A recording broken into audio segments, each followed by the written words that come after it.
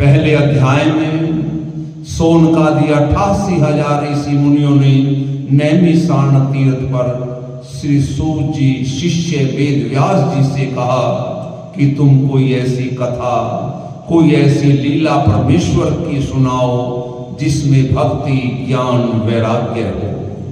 इस घोर कलयुग में संसार के मनुष्य ऐसे हो गए हैं कि उन्हें आठों पहर दुख में ही व्याकुल रहना पड़ता है। कोई ऐसा नारायण जी का चरित्र हो जिसके सुनने से कलयुग वासियों को हरि चरणों में भक्ति और प्रीति उत्पन्न हो और उन्हें सुख की प्राप्ति हो।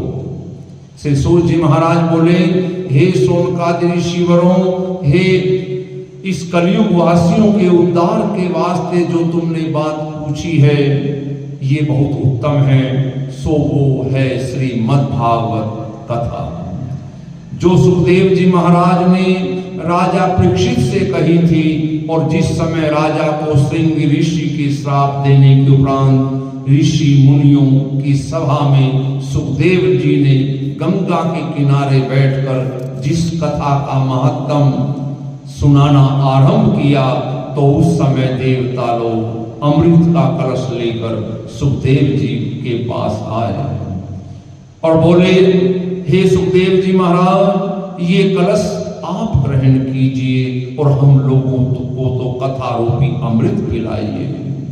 ये सुनकर सुखदेव जी महाराज बोले, तुम्हारा ये अमृत का कलश मेरे किसी काम का नहीं है, क्योंकि इस अमृत को पीने से आयु लंबी होती है या व्यक्ति अमर हो सकता है।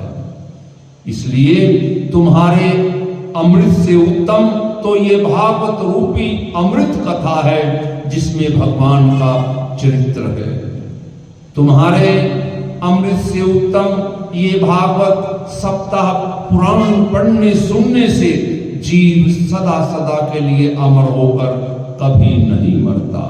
निसंदेह मुक्ति पदवी पर पहुंचकर आवागमन से वो छूट जाता है।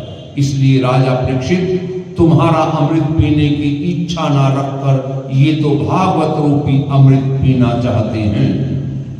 इतनी कथा सुनाकर श्री सूत जी महाराज ने कहा कि नारद मुनि को सनकादि ऋषिवर कहाँ मिले और उन्होंने श्रीमद्भागवत कैसे सुनी, ये हम सब जानना चाहते हैं। सोनकादि ऋषिवरों ने सूत जी से पूछा कि नारद मुनि तो